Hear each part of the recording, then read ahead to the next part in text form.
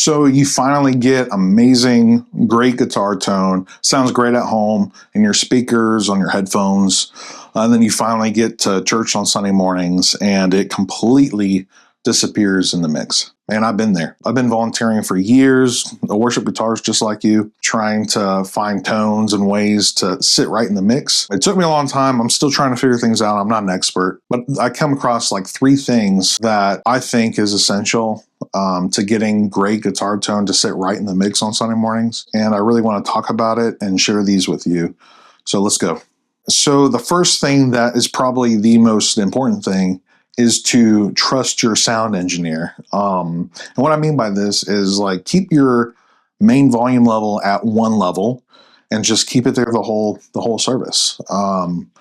That way your volume level is going to be consistent and then you can trust your engineer to do their thing. I used to like completely change my levels in the middle of the song. I would turn myself up, turn myself down.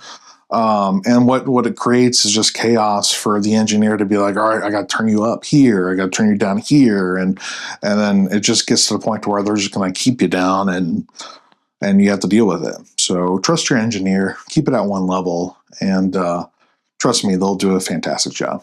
The second thing I want to talk about that helped me a ton is using a simple EQ pedal. And there's 2 main things I do with an EQ pedal. And for one, especially if you're using a humbucker, is to trim out the body, which is like the low mid frequencies. It would literally have a knob that either says body or low mids.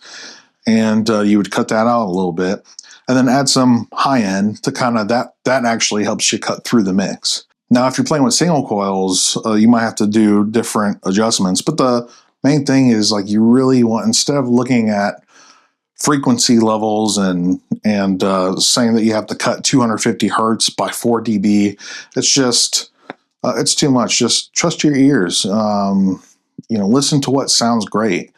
And then again, like if you need an EQ adjustment, your engineer will tell you something.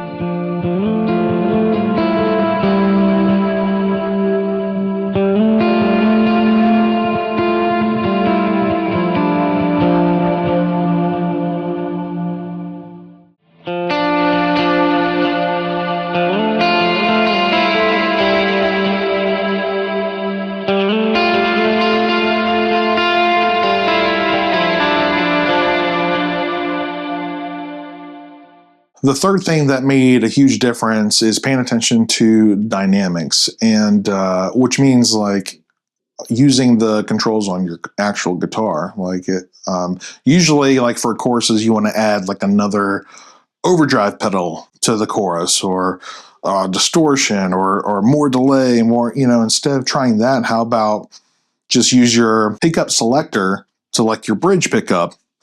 And try that instead of just pressing another overdrive pedal.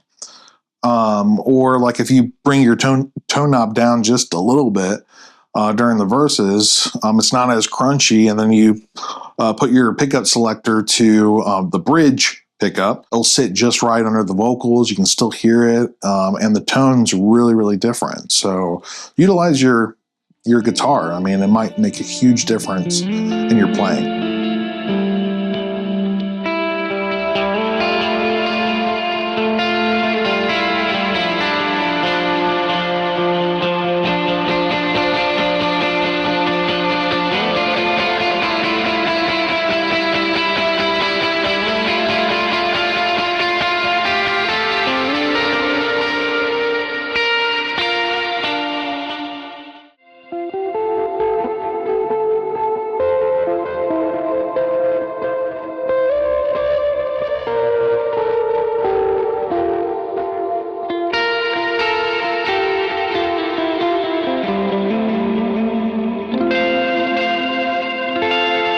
All right, so those are the 3 things that have helped me the most throughout the years. Number 1 is trusting your audio engineer and keeping that same master volume level throughout the whole service.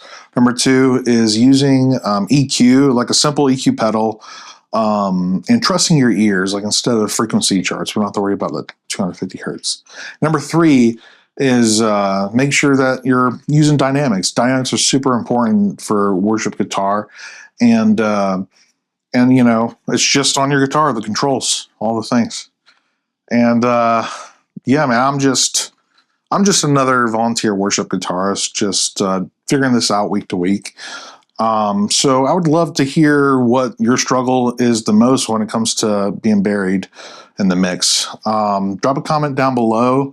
And also don't forget to subscribe if you want to learn more, if you want to see videos like this again. Oh my gosh. Those, that I have to re-script because I don't know how to do the whole.